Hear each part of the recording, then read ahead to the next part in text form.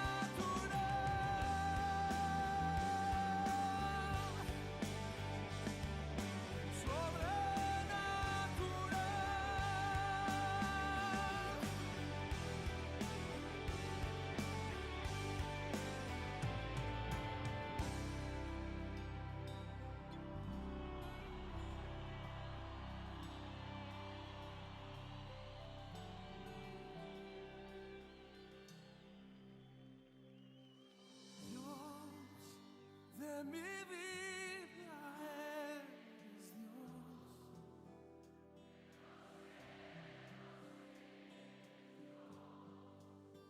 de los mares eres Dios,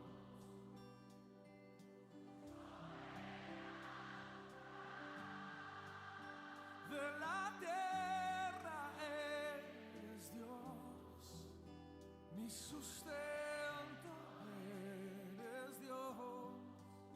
Siempre eterno eres Dios. Colombia.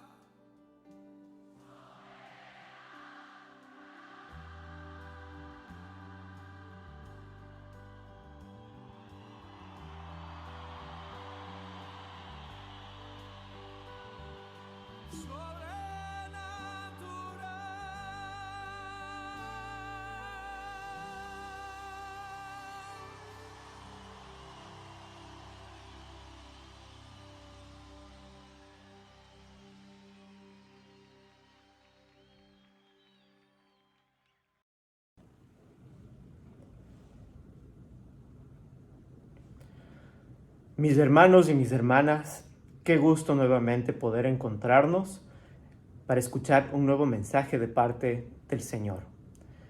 Quiero invitarle a que podamos hacer una oración antes de iniciar este hermoso tiempo de aprendizaje.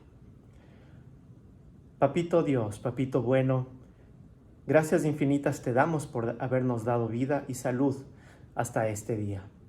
Queremos poner este tiempo en tus manos a fin de que nos transmitas, Señor, tu mensaje, tu sabiduría, y que al final, Señor, nuestros corazones sean tocados y seamos llamados a hacer las cosas de manera diferente de las que hemos venido haciendo.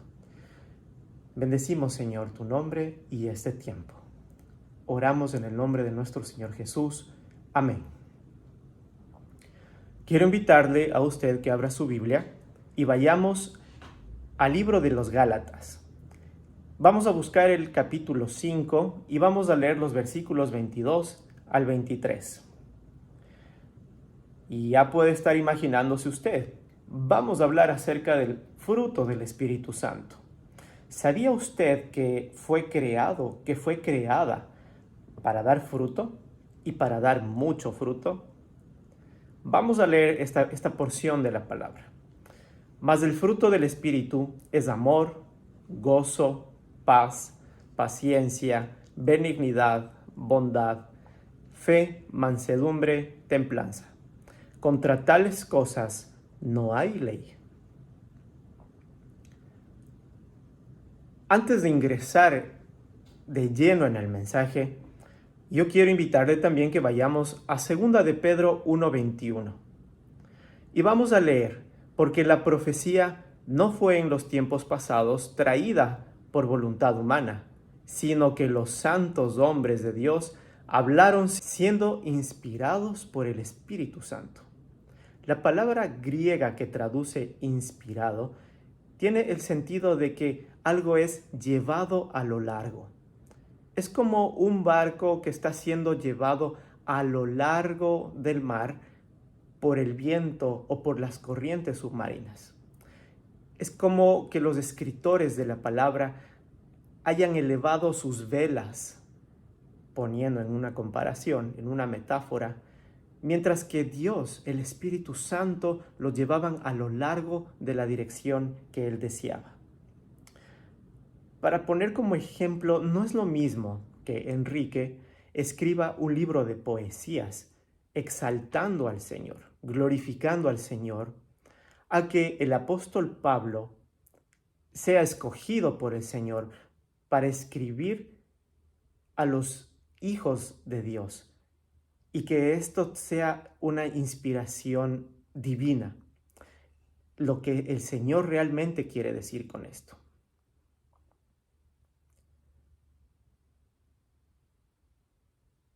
En el Evangelio de San Juan, nosotros leemos un pasaje donde el Señor Jesús nos habla acerca del fruto. Juan 15, del 1 al 5. Yo soy la vid verdadera y mi Padre es el labrador. Todo pámpano que en mí no lleva fruto, le quitará, y todo aquel que lleva fruto, le limpiará, para que lleve más fruto. Y ya vosotros sois limpios por la palabra que os he hablado. Estad en mí y yo en vosotros. Como el pámpano no puede llevar fruto de sí mismo si no estuviere en la vid, así ni vosotros si no estuviereis en mí. Yo soy la vid, vosotros los pámpanos. El que está en mí y yo en él, éste lleva mucho fruto, porque sin mí nada podéis hacer. Permaneced en mí y yo en vosotros. Jesús hizo hincapié en una relación mutua. No es solo que el discípulo permanezca en el maestro también permanece en el discípulo. Cuando nuestro Señor dice, permaneced en mí, está hablando de la voluntad, de las elecciones, de las decisiones que tomamos como personas. Debemos decidir hacer cosas que nos expongan a Él y nos mantengan en contacto con Él. Esto es lo que significa permanecer en Él. El que permanece en mí y yo en Él, lleva mucho fruto. Llevar fruto es inevitable al permanecer. La calidad y la cantidad de fruto pueden variar, pero la presencia del fruto es inevitable cuando permanecemos en Él. Separados de mí nada podéis hacer. No era que los discípulos no pudieran realizar ninguna actividad sin Jesús. Podían estar activos sin Él, así como lo estaban los enemigos de Jesús y muchos otros más. Sin embargo, ni ellos ni nosotros podemos hacer nada de valor real y eterno sin Jesús. Y es que todo acto que nosotros hagamos aquí en la tierra tiene consecuencias y repercusiones eternas. ¿Se ha puesto a pensar en eso? La administración del tiempo, la administración de los recursos materiales que llegan a nuestras manos, la vida de nuestras esposas, de nuestros esposos, la vida de nuestros hijos, la relación con nuestra familia, la forma en que tratamos a los desconocidos, aquellos que no piensan como yo, la forma en que yo me comporto tiene consecuencias eternas. El apóstol Pablo, entrando ya en el versículo que nos atañe, que es Gálatas 5, habla acerca primero de los frutos de la carne, en los versículos del 19 al 21. Y lo leo. Ahora bien, las obras de la carne son evidentes, las cuales son inmoralidad, impureza, sensualidad, idolatría, hechicería, enemistades, pleitos, celos, enojos, rivalidades, disensiones, herejías, envidias, borracheras, orgías y cosas semejantes, contra las cuales les advierto, como ya se lo he dicho antes, que los que practican tales cosas no heredarán el reino de Dios. Las obras de la carne son evidentes. Pablo acaba de escribir sobre la batalla entre la carne y el espíritu. A pesar de que es algo interno, es una batalla invisible, los resultados son evidentes hacia el exterior. Sin embargo, bajo la inspiración del Espíritu Santo, Pablo sabe que es importante ser específico en este punto, porque hay que saber cómo andamos en la carne. No podemos ver la carne, pero podemos ver lo que hace. Se dará cuenta que el apóstol ha utilizado nada menos que 17 palabras para describir los pecados de la carne, los frutos de la carne. Algunas personas, algunos eruditos en la materia, en la Biblia, han tratado de organizar esta lista en 4 categorías: pecados sensuales, pecados religiosos, interpersonales y sociales. ¿Y cómo los organizaron? En primer lugar tenemos adulterio, fornicación, inmundicia y lascivia. Estos son frutos o pecados sensuales, todos relacionados al sexo. A menudo nos sentimos consternados ante la inmoralidad sexual de nuestros días, pero debemos recordar que en el tiempo en el que el apóstol Pablo escribió este libro, era tan malo como ahora. No peor tal vez, o quién sabe sí, pero sí hay amplia evidencia que demuestra la vida sexual del mundo greco-romano en la época del Nuevo Testamento. Era un enorme caos. ¿Hemos cambiado ahora? Parece que no, pues seguimos en un enorme caos. Con esto no trato de minimizar el impacto de estos frutos, sino que es para notar que a lo largo de la historia como cristianos hemos batallado contra lo mismo. El siguiente grupo podría ser la idolatría y la hechicería. Digamos que son pecados o frutos de la carne de tipo religioso. Son pecados de adoración y nos recuerdan que no solo son trágicas cuando adoramos al Dios equivocado o buscar el poder espiritual en el maligno. No olvidemos que nuestro Dios es un Dios celoso y que desea una adoración única y exclusivamente hacia Él. Y aquí ponga atención con los frutos de la carne o los pecados interpersonales. Enemistades, pleitos, celos, iras, contiendas, disensiones, herejías, envidias y homicidios. Principalmente se expresan en la forma en la que tratamos a los demás. Dios se preocupa por nuestra pureza sexual, por nuestra pureza moral, por nuestra adoración hacia Él. Pero también se preocupa sobre la forma en que tratamos a los demás. El hecho de que Pablo usa más palabras para describir el fruto de la carne interpersonal o el pecado interpersonal muestra la importancia de nuestro tratamiento de cada uno a Dios. ¿Qué valor tiene una persona para el Señor? ¿Se ha puesto a preguntar eso? ¿Cuánto vale una persona a los ojos de nuestro Señor?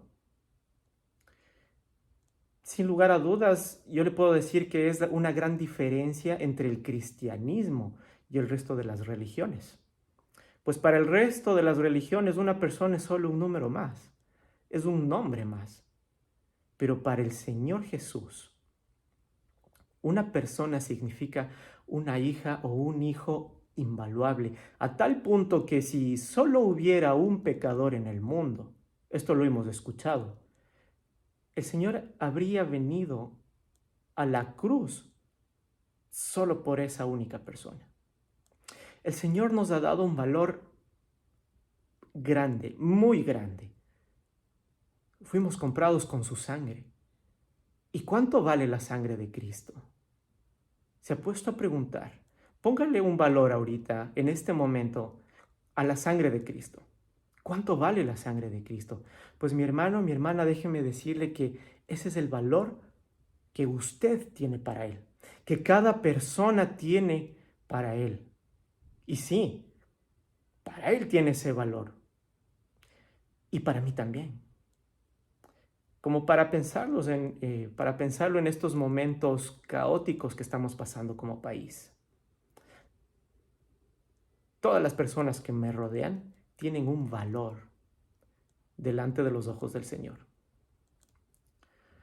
La embriaguez y las orgías pueden ser considerados como frutos de la carne de ámbito social, pecados que se cometen a menudo en compañía de otras personas.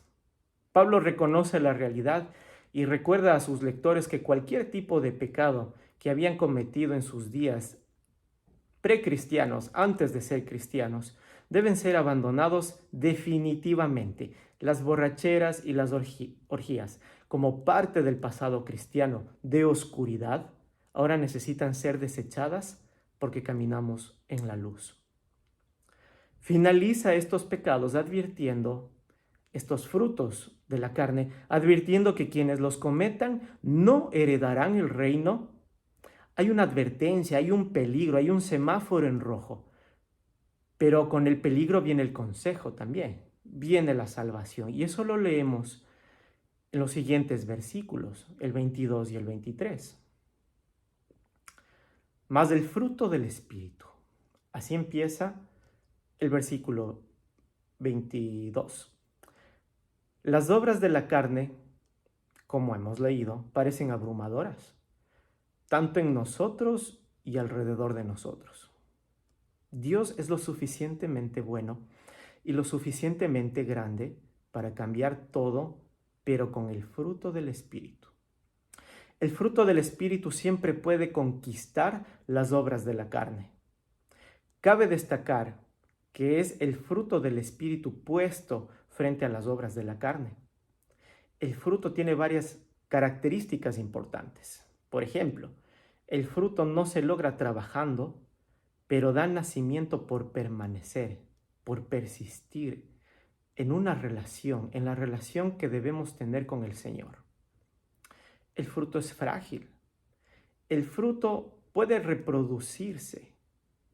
El fruto es atractivo. Y el fruto también nutre. Pablo usó el plural al describir la vida según la carne, las obras de la carne, los pecados de la carne, pero se utiliza el singular, fruto, no frutos del Espíritu. Hablamos de un fruto, no de varios. En el panorama general, el Espíritu tiene un trabajo que hacer en todos nosotros. Me refiero al Espíritu Santo. Tiene un trabajo que hacer en todos nosotros. Se diferencia de los dones del Espíritu, porque los dones del Espíritu se distribuyen en una forma individual y de acuerdo a la voluntad del Señor. Y están para cumplir su voluntad, de que todos vengan al arrepentimiento y sean salvos. Para eso nosotros usamos los dones del Espíritu Santo. Aquí estamos hablando del fruto, es decir, de mi relación con Dios Padre, Hijo y Espíritu Santo, pues la Trinidad, como la conocemos, habita en cada creyente que reconoce que Jesús es el Señor y Salvador. El fruto del Espíritu es amor. Empezamos con el primer fruto y me voy a quedar con este. Es justo que se mencione por primera vez el amor porque abarca todos los siguientes. Incluso puede decirse que los siguientes 8 términos son simplemente describiendo lo que el amor en acción parece. Hubiera sido suficiente para mencionar solo el fruto único de amor, porque el amor abarca todos los frutos del Espíritu. Esta es una frase de Martín Lutero. El amor abarca todos los frutos del Espíritu. Amor se traduce de la palabra griega ágape. Tal vez usted lo ha escuchado antes. había 4 palabras distintas para describir amor. Eros era la palabra para el amor romántico y apasionado. Filia es la palabra para el amor que sentimos por los que están cerca y queridos por nosotros, ya sean familiares o amigos. Storge es la palabra para el amor que se manifiesta en el afecto, en la atención. Pero ágape describe un tipo muy diferente de amor. Es un amor más de la decisión que del corazón, espontáneo. Como una cuestión de la mente más que del corazón. Ya que decide amar a los indignos. Ágape tiene que ver con la mente, no es simplemente una emoción que surge espontáneamente en nuestros corazones, sino que es un principio por el cual vivimos deliberadamente. Amor ágape significa benevolencia inconquistable. Quiere decir que no importa lo que un hombre pueda hacer con nosotros a través del insulto, de la lesión, de la humillación, que nunca buscarán otra cosa que el bien supremo, a la fuerza, imponerse a la fuerza. En él se describe el esfuerzo deliberado que podemos hacer solo con la ayuda de Dios. En otras palabras, que no paguemos mal por mal. Podríamos decir que se trata de un amor del espíritu, porque es un fruto del espíritu. Esto está por encima y más allá del afecto natural, o de la lealtad, o de la sangre, o de la familia. Va mucho más allá. Esto es amar a personas que no son fáciles de amar, a gente a la que uno no le agrada. Cuando usted se indigna porque le han tratado mal y piensa en devolver mal por mal, recuerde este texto. El fruto del Espíritu es amor. Cada vez que a usted le traten mal y quiera devolver mal por mal, recuerde este texto. El fruto del Espíritu es amor. Y usted dirá, pues qué vergüenza. Avergüéncese de haber pensado en vengarse o pagar mal por mal. Debe parar, debe detenerse y hacer lo contrario. Bendecir. ¿Por qué? Porque el fruto del Espíritu es amor ágape. El amor también es útil para entender las obras de la carne. A la luz de este amor, de este fruto del Espíritu, podemos ver que cada una de ellas es una violación o una perversión del verdadero amor. Vamos a ver esto. El adulterio, la fornicación, la inmundicia, la lascivia son falsificaciones de amor entre las personas. La idolatría y la hechicería son falsificaciones del amor a Dios. Enemistades, pleitos, celos, iras, contiendas, disensiones, herejías, envidias, homicidios. Todos son opuestos del amor ágape que acabamos de aprender. La embriaguez y las orgías son tristes intentos de llenar un vacío, el vacío que solo el amor ágape de nuestro Abba puede llegar a llenar. Acaba el apóstol Pablo esta parte diciendo que contra tales cosas no hay ley. Y ciertamente no hay leyes en contra del amor, del gozo, de la paz, la paciencia, la amabilidad, la bondad, la fidelidad, la mansedumbre y la templanza. No hay leyes. Notemos esto, que si una persona tiene este fruto del Espíritu, no necesita ley. La ha cumplido. La ley no es para el hombre justo. Un verdadero cristiano se comporta de tal manera que no necesita ninguna ley para ser advertido o para ser detenido. Pablo decía en Romanos: miserable de mí, ¿quién me librará del cuerpo de muerte, de este cuerpo de muerte? Y lo podemos leer en Romanos 7:25. Y luego dice: gracias doy a Dios por Jesucristo, Señor nuestro. Así que yo mismo con la mente sirvo a la ley de Dios, mas con la carne a la ley del pecado. Hemos visto las obras de la carne y Pablo se dio cuenta de que es una ley que nosotros tenemos, la ley del pecado y de la carne que habita en nosotros.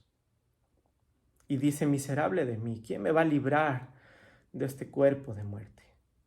Y es una súplica.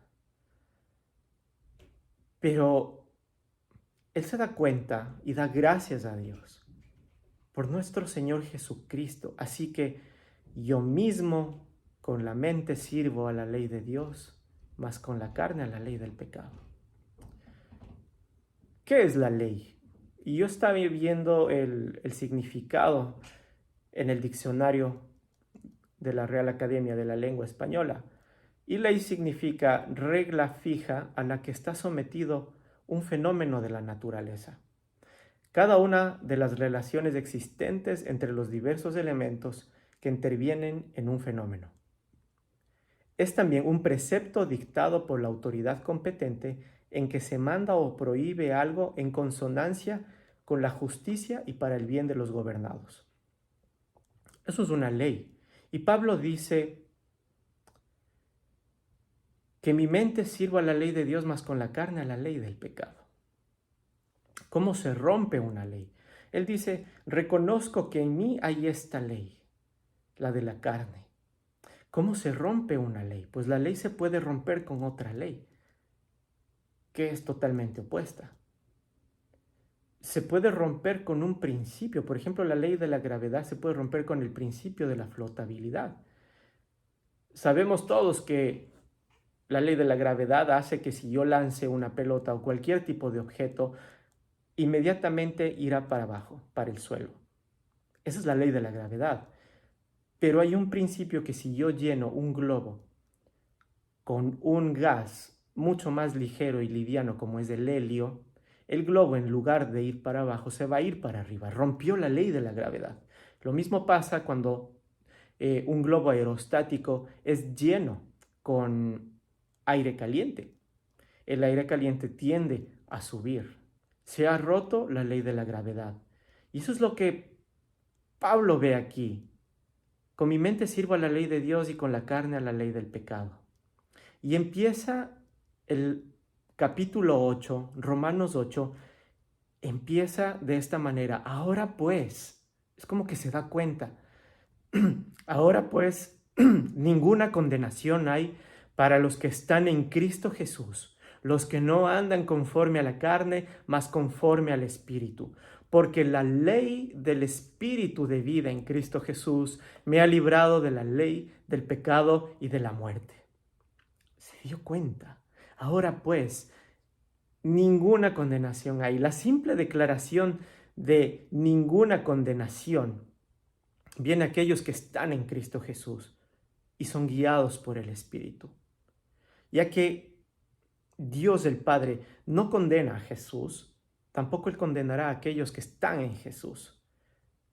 No estamos condenados, no seremos condenados, no podemos ser condenados los que estamos en Cristo Jesús y los que andamos en la ley del Espíritu y de vida. El ahora pues de Pablo es importante, significa que lo que él dice viene de un argumento lógico. Es como si Pablo dijera, puedo probar lo que yo digo aquí. Esto es lo que él prueba. Si nosotros somos uno con la Trinidad y Jesús, el Señor Jesús es nuestra cabeza, no podemos ser condenados. No puedes absolver a la cabeza y condenar a la mano. No puedes ahogar al pie mientras la cabeza está fuera del agua. Unidos a Él, escuchamos el veredicto, ninguna condenación. Y lo que leíamos en un inicio, separados de mí, no podemos permanecer. Quizá debiéramos considerar el otro lado de la moneda. ¿Qué pasa si no estás en Cristo Jesús? ¿Hay una condenación para ti? No es una tarea placentera tener que hablar de este asunto, pero lo que Dios ha atestiguado en las Escrituras es lo que debemos testificar a la gente. Si no estás en Cristo Jesús y estás caminando en pos de la carne, no has escapado de la condenación. Estás corriendo a ella. Para reflexionarlo aquí. Romanos 8:11 leemos: y si el espíritu de aquel que levantó a los muertos, de los muertos a Jesús, mora en ustedes, el que levantó a Cristo Jesús de los muertos, vivificará también vuestros cuerpos mortales por su espíritu que mora en nosotros. Ese espíritu es el que nos da el fruto. Nosotros traemos fruto si estamos unidos a Jesucristo. ¿No le parecería a usted absurdo querer pasar una eternidad con Dios y no separar aquí en la tierra, en nuestra vida terrenal, todo el tiempo para permanecer en Dios, para conocerle, para buscarle, para anhelar su presencia? ¿Cuánto tiempo está usted orando? ¿Cuánto tiempo está escudriñando la Escritura? ¿Cuántas veces usted se ha detenido en sus labores para contemplar la obra magnífica de nuestro Señor? Si bien es cierto, vivimos días caóticos, no solo en el Ecuador, en todo el mundo, pero el Señor nos ha dado de algo adicional. Primero nos ha dado su salvación y nosotros la aceptamos. Con la salvación nosotros recibimos a Cristo. Con Cristo recibimos al Espíritu Santo y recibimos al Padre, y la Trinidad mora en nosotros. Con Cristo nosotros tenemos el fruto, si es que estamos unidos a Él. El fruto del Espíritu es amor y todos los demás que vienen: gozo, paz, paciencia, benignidad, bondad, fe, mansedumbre, templanza. Con amor podemos combinar los demás. Es tiempo ya de que tomemos parte, pero parte totalmente activa, en realmente ser guiados por el Espíritu y no por la carne. Y yo quiero que cierre sus ojos este momento y le vamos a pedir: Padre nuestro, gracias por revelarnos nuevamente que alejados de ti nada podemos, que solo pasando tiempo contigo es que podríamos conocer, Señor, lo que tenemos que hacer cada día. El llenarnos cada día con tu amor, con ese amor ágape que todo lo puede, y poder transmitirlo a las demás personas. Señor, ayúdanos a ser sabios cada mañana al momento de decidir qué clase de vida queremos para nosotros. Ayúdanos a decidir siempre el estar de tu lado, Señor, de abrazar la justicia, de abrazar hacer lo correcto. Así no me convenga, así me haga daño a mí. Ser veraces, ser honestos, ser transparentes, ser íntegros, Señor, porque eso es lo que tú demandas de cada uno de nosotros. Te pedimos que nos bendigas, que nos llenes, que protejas nuestras vidas siempre de todo mal y de las acechanzas del enemigo. Declaramos victoria en tu nombre, Señor. Y oramos para que tu venida sea pronta y poder estar contigo también, Señor. Todo esto te lo pedimos en el nombre de nuestro Señor Jesús. Amén.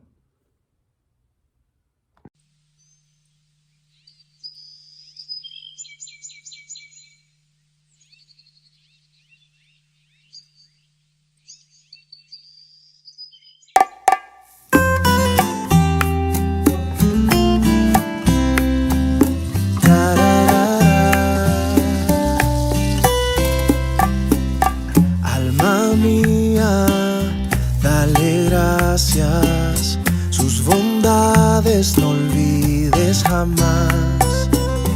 Es tu Dios quien te perdona, de tus faltas no se acuerda ya.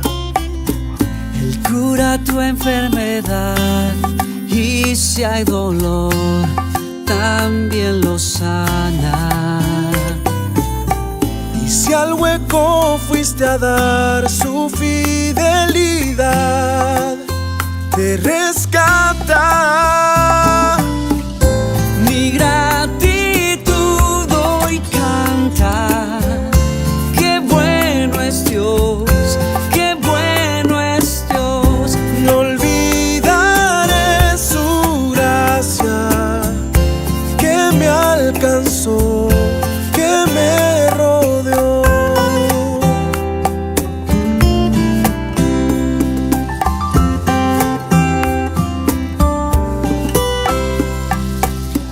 Alma mía, dale gracias, sus bondades no olvides jamás. De su amor Él te corona, Te ha mostrado su gran compasión. Al ver tu debilidad, difícil será que llegue a enojarse. te rejuvenecerá como el águila, conquistarás nuevos aires.